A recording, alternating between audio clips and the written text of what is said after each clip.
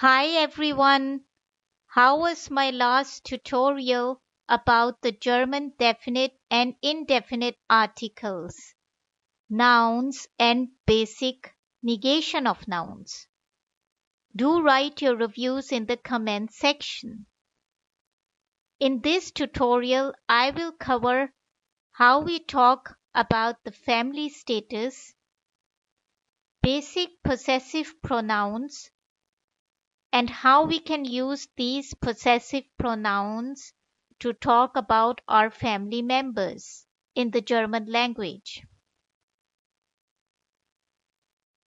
So let's move on.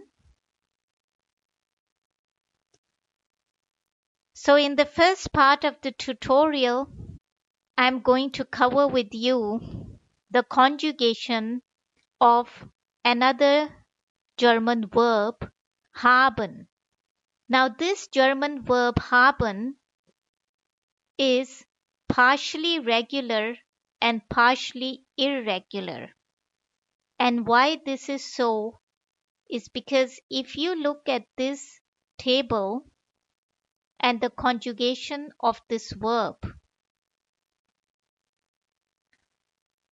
ich habe, du hast, sie, which is a singular person being addressed respectfully, haben, sie es hat, wir haben, ihr habt, sie haben.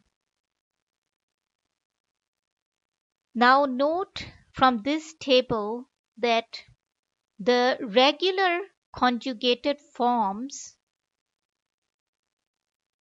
are for the personal pronoun ich, because it is habe, for second person singular, which is haben, and for second person plural, which is habt. But also for wir and for sie, the conjugations are as we find for other regular verbs, haben. But what is irregular about this German verb is its conjugation in the do form. We would think that it should be habst if it was a regular verb